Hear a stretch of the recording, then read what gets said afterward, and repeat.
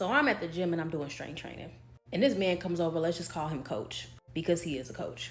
And I'm doing leg presses and he's like, what are you doing? And I'm like, I'm doing leg presses, what you mean? He's like, why are you only pressing 80?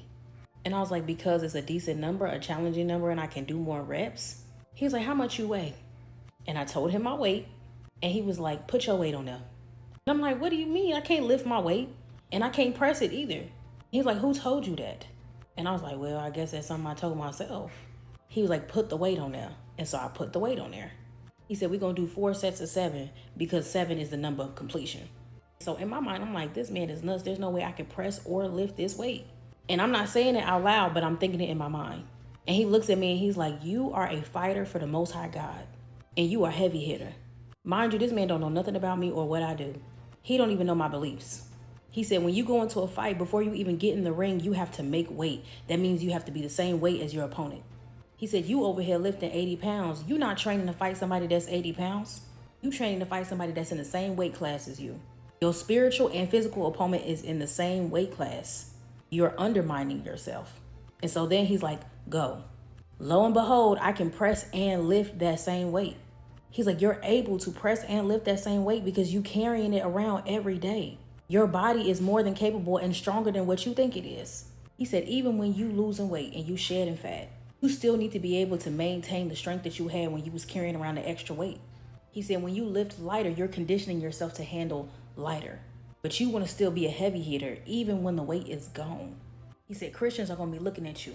They're going to challenge you. Mind you, this man don't know nothing about me. He said, these people going to buck at you.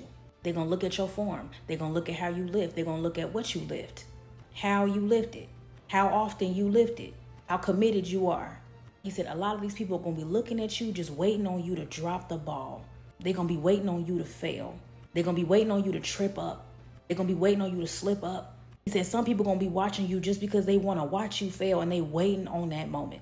He said, but because you've been strength training and because even when you shed the dead weight, you still maintained your strength, they'll never see it. He said, some of these people are looking at you and they studying your form and it's helping them become better fighters. He said, those of us who follow the Most High God don't just train so we can look good. He said, we train so we can have endurance. We train so that we can win the race. We train so we can win our fights and win the war. He said, sprinters train and they have different physiques, but a lot of them don't have endurance because they're not meant to run long races. He said, but you training to win. You training to endure.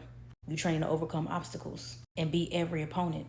And even when the Lord lightens the load and takes the extra weight off you, he said in the spirit and in the physical, you'll still be a heavy hitter because you maintain your strength and you trained yourself to carry more. And this man said, all right, now enjoy the rest of your workout, and walked away after dropping all those gems.